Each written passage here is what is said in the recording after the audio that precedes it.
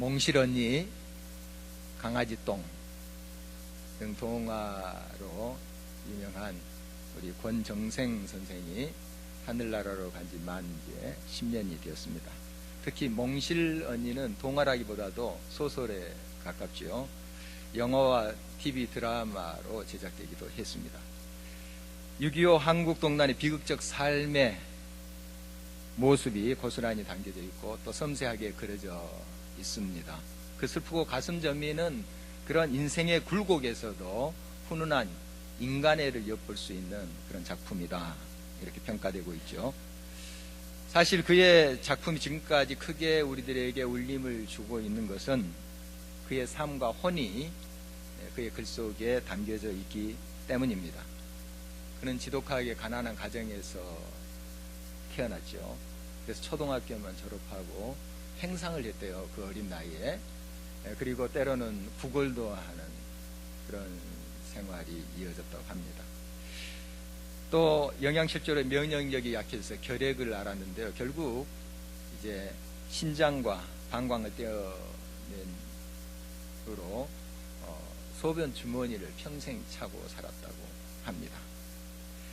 굉장히 병약해서 하루 글을 쓰면 이틀을 누워 쉬어야 안 되는 그런 형편 속에서도 특별히 우리 어린이들을 위한 좋은 글들을 남겼지요. 경북 안동시 일직면에 있는 일직교회 그 문간방에서 15년 동안 종지기로 사셨습니다.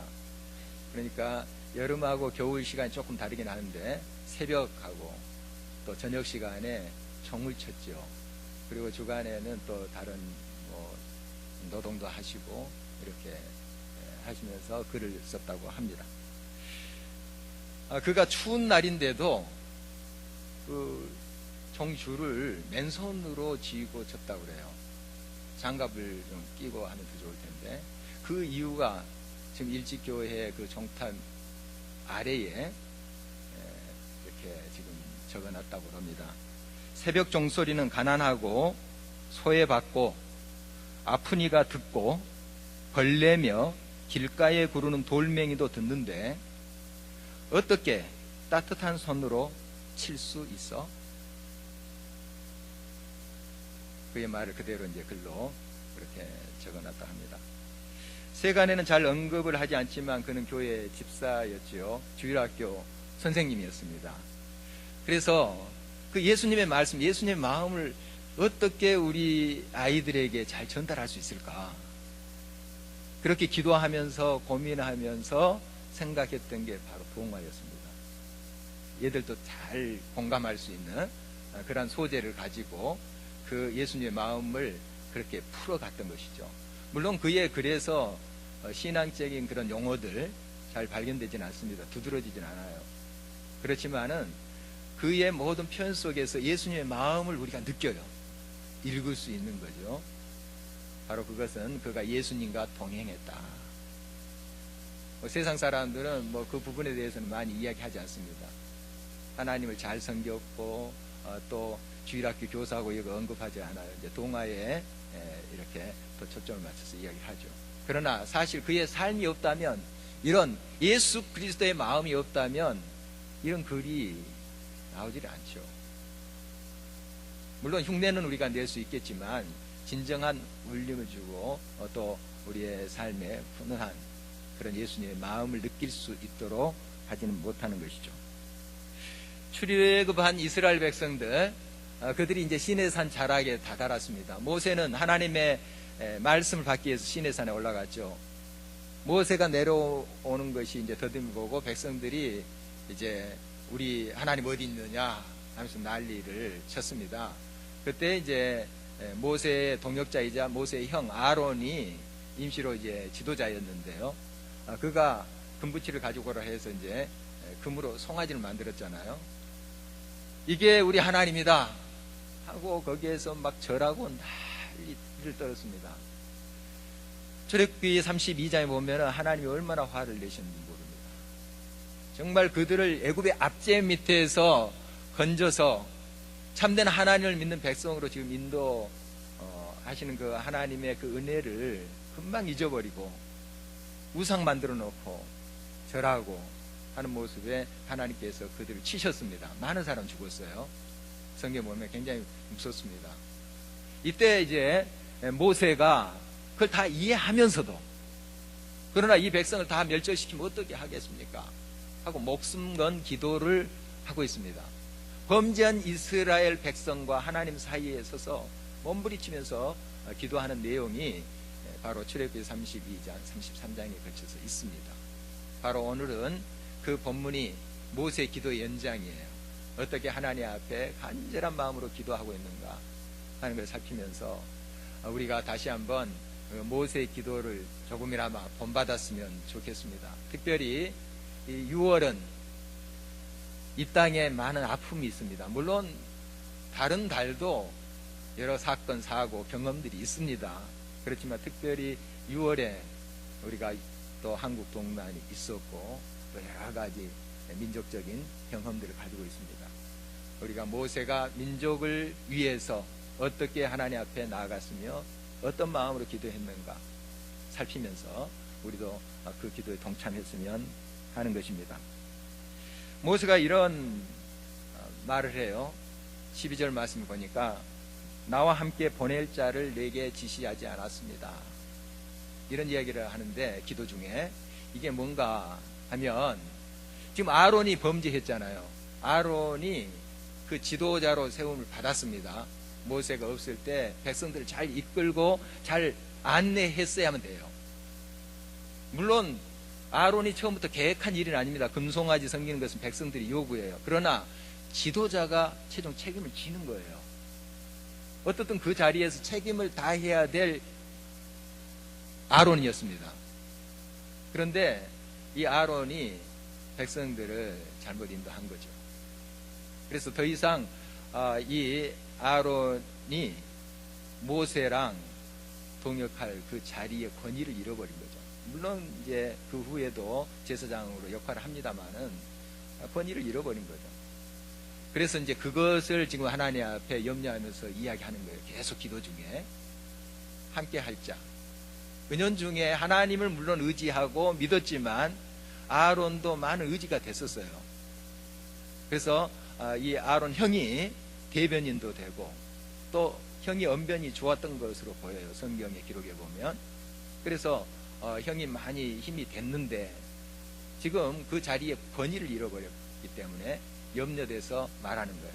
이때 하나님께서는 민수기 27장 보면은 여호수아를 준비하셨습니다. 이미 물론 여호수아는 지금 모세의 시종을 든 사람이에요. 비서 역할을 하는 사람인데 자기의 후계자라고까지는 생각을 못했어요. 그러나 하나님은 그를 준비시키고 있었다 하는 것을 우리가 기록에서 볼 수 있어요.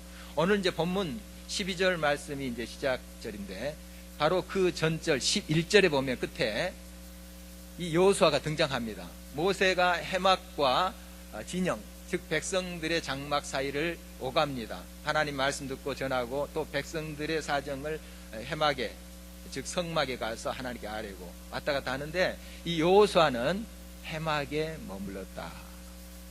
이런 기록이 있습니다. 해막을 떠나지 않고 그곳에 머물렀다. 이건 뭔가 물론 장소적인 의미 있습니다. 이 여호수아가 해막을 떠나지 않고 거기서 기도하고 하나님께 간절히 나아간 그런 장소적 의미도 있지만 지금 이스라엘 백성들은 범죄함으로 해막을 떠난 거예요. 하나님의 임재를 떠난 거예요. 그렇지만 여호수아는 끝까지 그 하나님의 임재 앞에서 하나님과의 그 관계를 유지했다 하는 거죠.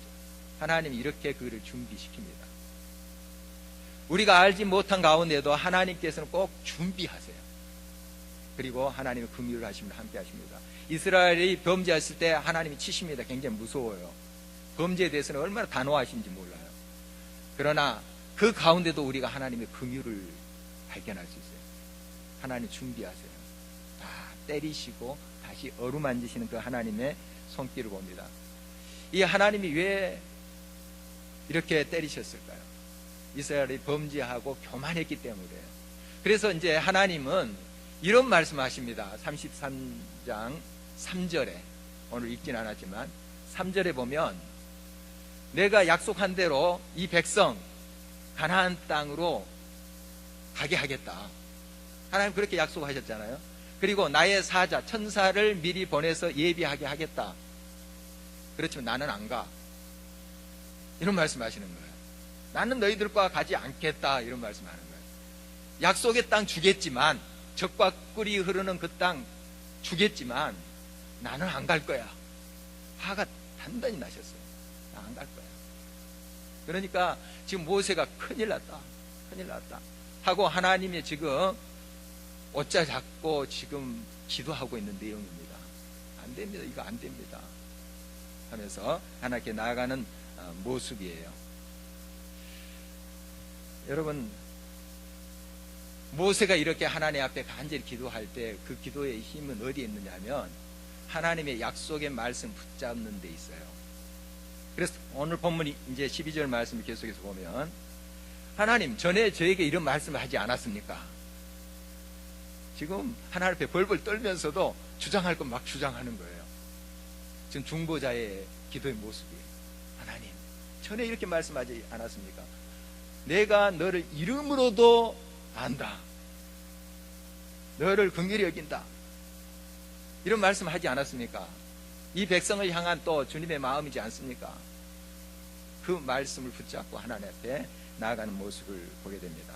이름으로도 안다 하는 것은 얼굴만 이렇게 아는 것이 아니죠. 좀 더 진전한다면 전인적인 안을 말합니다. 이름으로도 안다. 이 이스라엘에 있어서 이 성경에 있어서 이름이라는 의미 여러분 얼마나 중요한지 많이 들었을 거예요. 전인적으로 안다. 너를 잘 안다. 이런 뜻입니다. 잘 안다. 만남을 이야기합니다. 만남, 사귐. 이름으로도 너를 안다. 친밀감을 이야기하는 거죠. 하나님 이렇게 친밀한 이 백성 모른다고 하시겠습니까? 내치시겠습니까? 아무리 범죄했을지라도 하나님 한 번만 더 기회 주십시오. 이런 강구인 것이죠. 이름으로도 아시는 하나님. 지금 하나님은 여러분의 이름을 아십니다. 여러분의 사정, 여러분의 전인격을 아세요. 그것을 붙잡고 여러분 기도하십시오. 비록 많이 부족하고 실수도 하지만 하나님 나를 이름으로도 아시지 않습니까? 긍휼히 여겨주십시오. 그 약속대로 나를 다시 일으켜 세워주십시오. 회복시켜 주십시오. 또 이 땅을 향한 주님의 마음을 저는 믿습니다.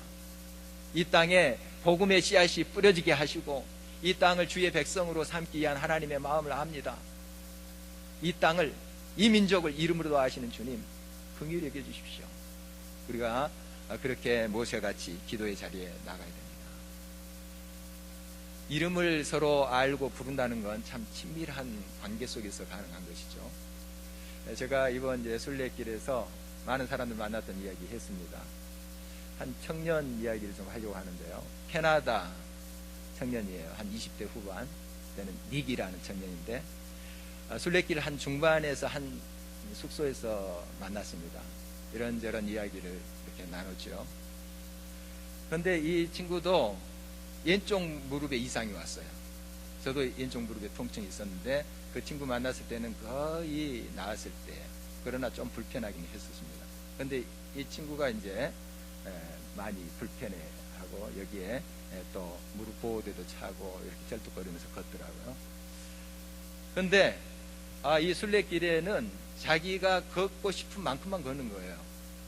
그러니까 5km 걸을 사람은 5km 걷는 것이고 뭐 30km 걸을 사람은 30km 걷는 것이고 뭐 정해진 게 없으니까.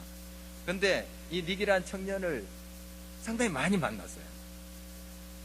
또 헤어지고 또 만나고. 아니 이상하게 이 친구는 많이 만났어요. 그래서 비 오는 날인데 우비를 다 쓰고 산길에 이제 오르는 그런 날인데 이 친구가 만나서 나한테 동영상을 보여주더라고요. 너 찍었어 하면서. 그 보니까 내가 우비 입고 막 열심히 걸어가는 모습을 찍었더라고요. 그리고 이제 보여주면서 이런저런 이야기하면서 또 걸었습니다.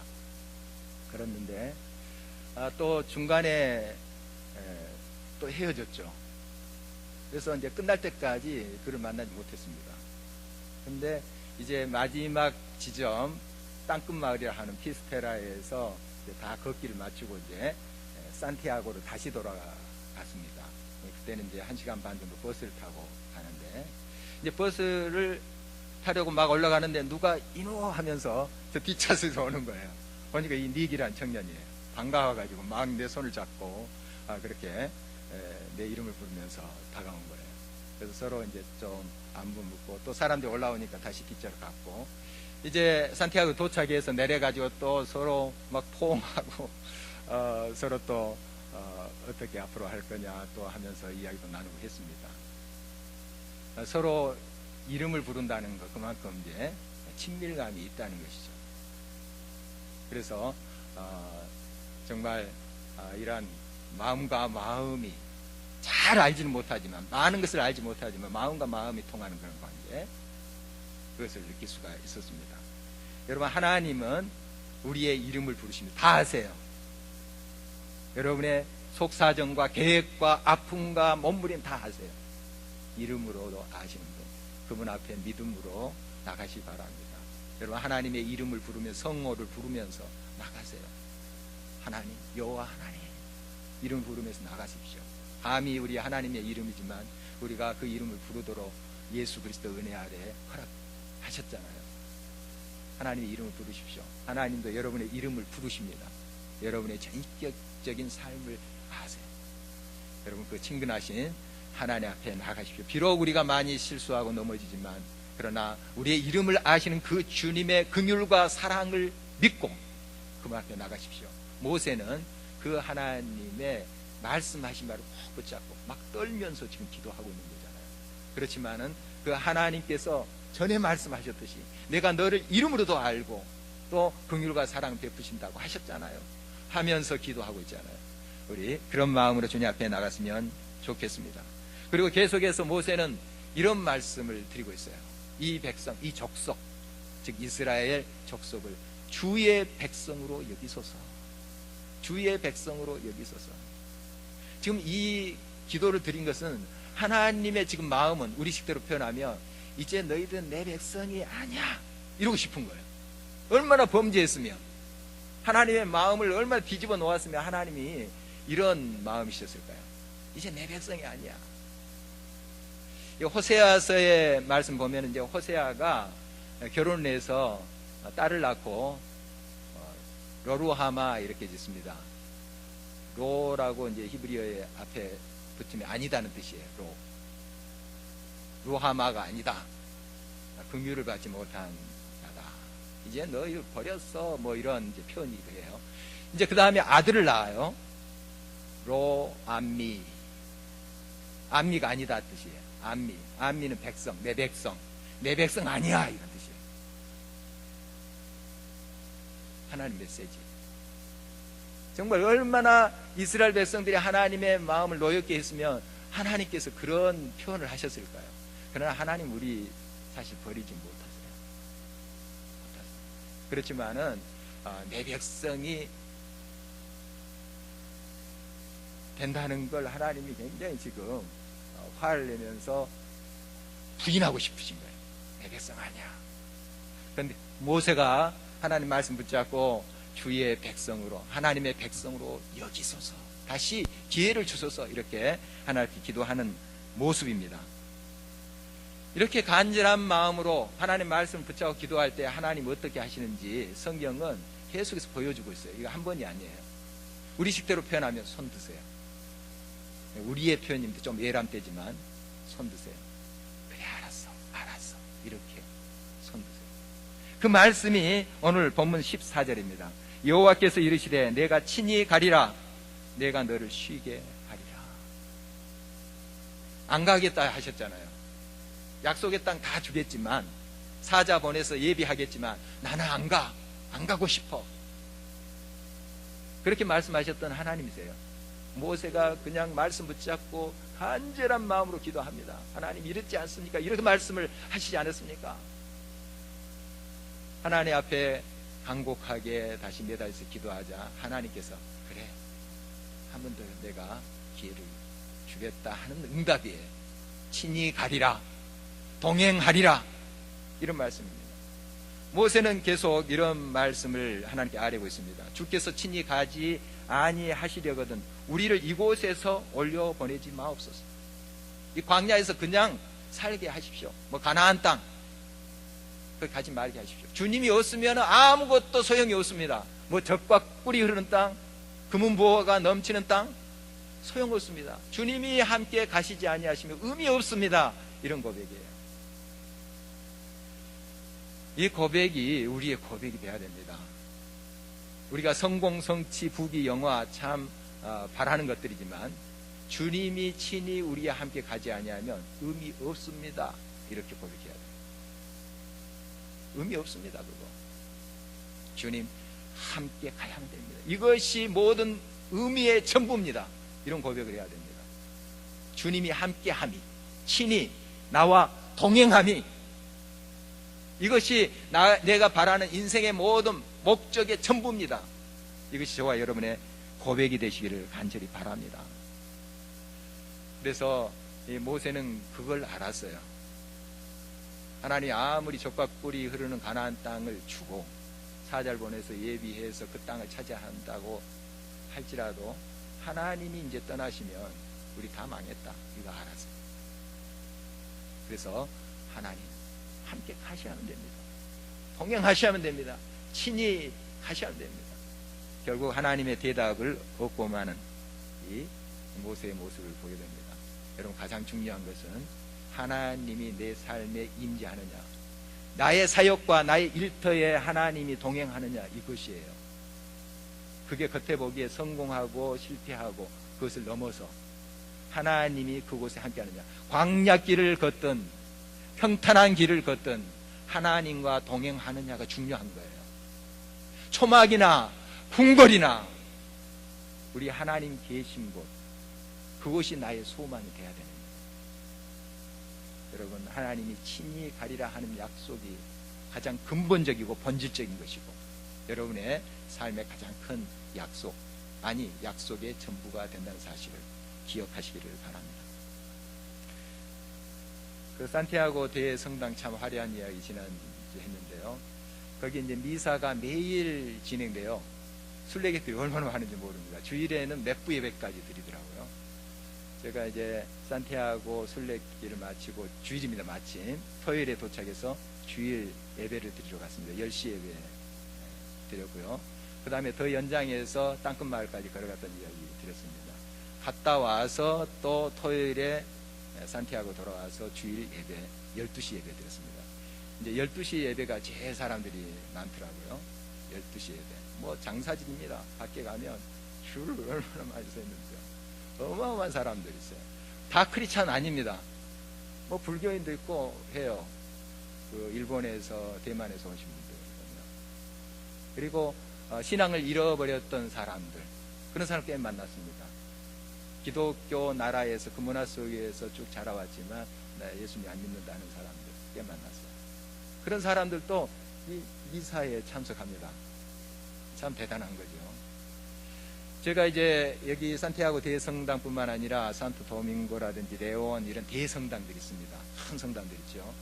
거기에도 이제 들어가고 했는데요. 또 미사도 드렸습니다. 제가 개신교 목사지만 들어가서 예배 드리고 했습니다. 선입견을 버리고 어떻든 하나님의 임재를 경험해 보려고 그 예배 속에 들어가려고 많이 기도하고 또 참여했습니다. 물론 이제 스페인어로 진행되기 때문에 잘 이렇게 느낌이 오지 않습니다. 그런데 그렇게 느껴보려 해도 참 이게 잘 와닿지도 않더라고요. 문화적인 차이인지 또 여러 가지 이유가 있겠죠. 잘 와닿지는 않아요. 이 산티아고 대성당의 미사도 마찬가지였습니다. 마찬가지인데 뭐 이렇게 표현하기는 좀 그렇지만 그 예배의 하이라이트가 뭐냐, 즉 거기에 참여하는 여러 순례객들과 관광객들이 보고자 하는 게 뭐냐 하면 여러 가지가 있겠지만 큰 향로가 이제 예배 다 끝난 다음에 축도 이제 끝난 다음에 그것이 이제 흔들거립니다. 이게 보통 이제 천주교에서 사제들이 손에 쥐고 향로를 이렇게 흔들거든요. 그러면 이제 연기가 좀 나면서 향기가 나요. 옛날 이스라엘 그 제사장들이 향로에 불을 붙였잖아요. 성소에서. 그것에 이제 연결되어 있는 것입니다. 하나님의 은혜, 또 하나님의 자비, 이것을 의미하는 거죠. 그래서 오랫동안 이 순례객들이 그 산티아고 대성당에서 그런 이제 예배에 참석했어요.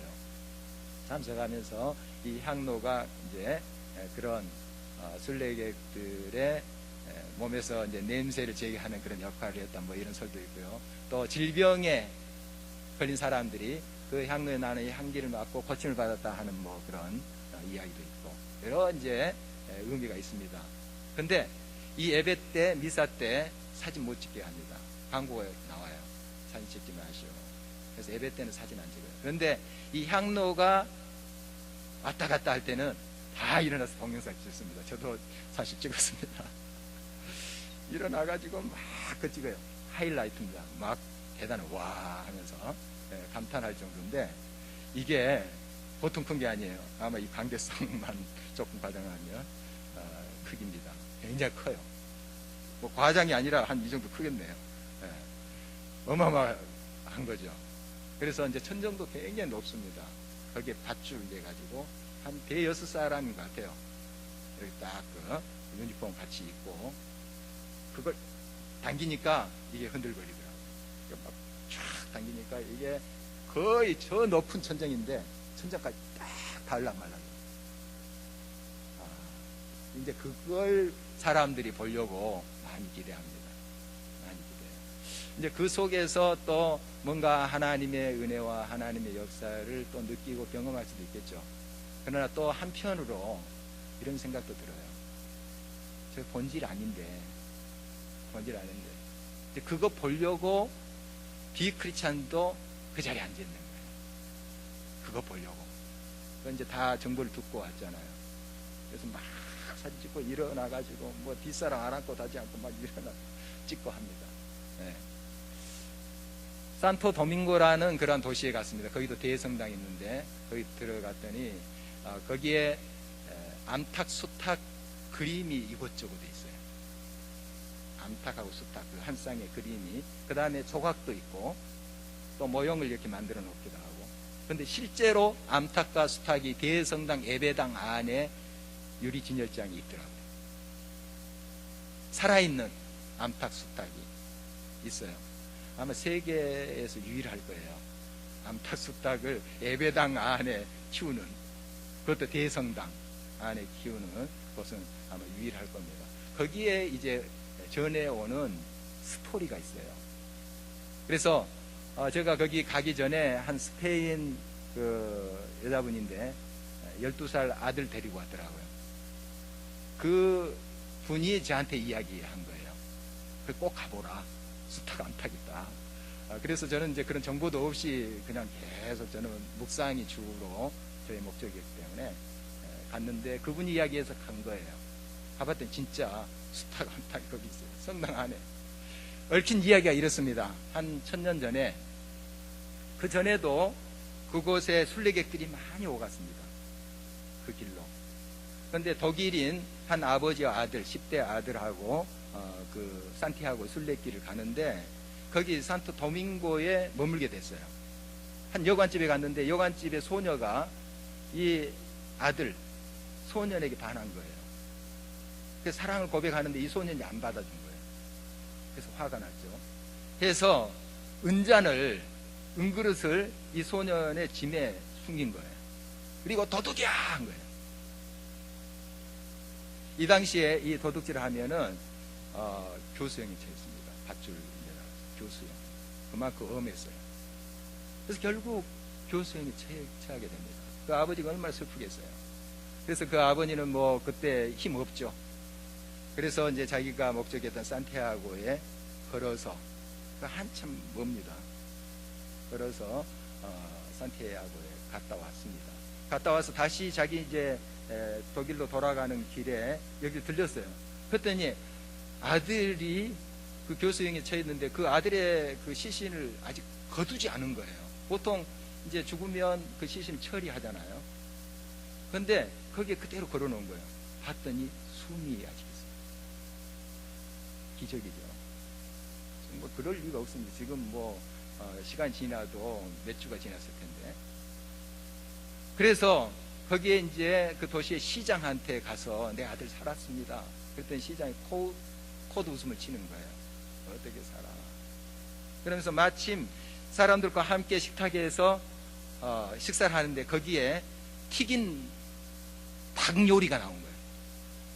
이 닭이 살아나면 내가 그 말을 믿겠다. 근데 진짜 닭이 살아났다는 거예요. 저는 이제 거기에 있는 안내 글을 보고 한 것인데요. 닭이 살아났다는 거예요. 그래서 그 닭을 그렇게 모형도 만들어 놓고 그림도 그려 놓고 실제로 그 예배당 안에다가 키우고 있더라고요. 어떻게 이 아이가 살았는가? 산 도밍고 성인을 기리는 그 성당인데, 그 산트 도밍고가 죽었는데 이미 그때 이 아이에게 찾아와서 죽은 아이의 생명을 돌려놨다는 거예요. 그걸 믿어요. 천주교에 좀 이런 게 있어요. 우리는 안 믿지만. 그래서 그 닭들을 거기다 놔둔 거예요. 그리고 사람들이 그것 보려고 오는 거예요. 거기에 그런 스토리에 어떤 메시지도 있을 거예요. 분명히 뭔가 또 자세히 우리가 발견하지 못한 그런 어떤 교훈이라든지 메시지들이 분명히 있을 거예요. 우리가 다 폄하할 수는 없습니다. 그러나 제가 한편으로 느끼는 거예요. 사람들이 그거 보려고 사진 찍지 마셔요 하는데도 다 사진 찍더라고요. 스마트폰 꺼내가지고 그거 살아있는 닭들 그거 보려고 오는 사람들이 꽤 있더라는 거예요.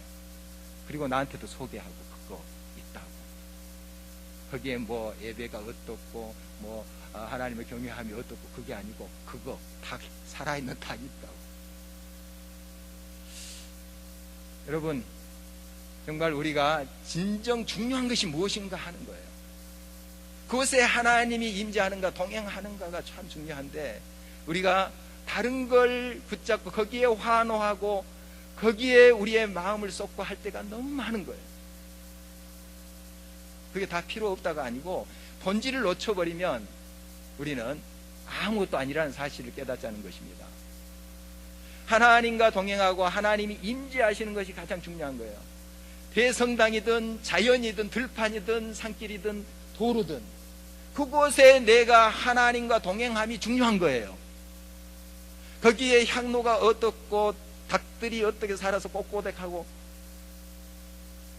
물론 그것이 주는 메시지들이 분명히 있을 텐데 그것에 환호하고 그것에 열광하는 것보다 내가 하나님과 동행함이, 예배를 통해서 미사를 통해서 아니면 여러 또 이벤트를 통해서 할 수도 있겠지만 그곳에 내가 하나님의 임재를 경험하고 하나님과 함께 하느냐 하는 거예요. 이것이 참으로 중요합니다. 제가 이제 쭉 순례길을 거니면서 그때 솔로몬의 영화에 대한 본문의 말씀이 쭉 진행되고 있었어요. 성전을 짓고 얼마나 화려하게 지었습니까? 또 대단한 건축이었습니다. 그리고 하나님 앞에 기도하는 솔로몬의 모습 참 아름답죠. 이곳을 향하여 기도할 때 하나님 이렇게 응답해 주십시오 하는 기도하잖아요. 정말 아름다운 대목입니다. 정말 하나님을 경외하고 하나님과 동행할 때 그를 통해서 얼마나 하나님께서 영광 받으셨나요? 하나님 기뻐하셨겠죠. 그러나 그가 하나님을 떠나요. 동행하지 않아요. 나라는 강성해집니다. 조공 바치고 솔로몬의 지혜 듣겠다고 막 방방곡곡에서 옵니다. 나라는 부강해질지 몰라요. 돌들이 다 금이 돌처럼 그렇게 여겼다고 그렇게 성경 표현하고 있잖아요. 그만큼 부강한 나라예요. 그런데 하나님과 동행하지 않아요. 그의 말로를 우리가 잘 알고 있잖아요. 아무리 부귀 영화 대단한 걸 누린다 할지라도 하나님과 동행하지 않는 삶 가치 없습니다. 무의미해요. 오히려 재앙입니다. 재앙이에요. 그래서 우리가 많이 듣고 있지만은 솔로몬이 남북 분열의 씨앗을 심은 사람이에요. 그 아들 때에 남북이 찢어지지만 솔로몬이 그런 거예요. 솔로몬이 어리석은 왕이죠. 하나님과 동행함이 가장 본질적이고 귀한 것인데 다른 것에 막 열광하는 거예요. 대단하다는 거예요. 그 문보가 많다는 거예요. 많은 처첩을 거느지 않았습니까? 첩까지 하면은 1000명이에요. 쾌락 다 누려봤어요. 나중에 고백합니다마는 헛된 것들 아닙니까? 하나님과 동행함 없는 성공 성취 재앙입니다. 여러분, 하나님과 함께 하는 거예요. 그래서 모세가 하나님이 친히 가지 아니하시면 우리 저 가나안 땅 필요 없습니다, 이런 뜻입니다. 안 올라가겠습니다. 하나님 동행해 주십시오. 하나님이 친히 가리라 이렇게 대답하시잖아요. 제가 이제 바로 이 솔로몬의 영화 이것을 묵상하면서 가는 날에 산길을 걸었어요. 여기에 꽃들이 얼마나 예쁜지요. 우리나라도 꽃들 예쁘죠. 꽃들 예쁜데 이런 이제 노래를 지었습니다. 제가 이 자리에서 부르진 않겠지만 가사가 이래요. 세상 사랑보다도 주님 사랑하기를, 세상 자랑보다도 주님 자랑하기를, 솔로몬의 부귀영화도 들것만도 못했네. 주님 사랑 자랑하면서 늘 기쁘게 살리라. 여러분, 주님과 동행함이 우리의 가장 인생의 큰 의미고, 아니 의미의 전부고 우리의 모든 것이 되어야 될 것입니다. 주님이 친히 가리라, 이런 약속을 받아내는 저와 여러분들, 또 이 나라 이민족 되기를 간절히 소원합니다. 우리 함께 찬양하시겠습니다.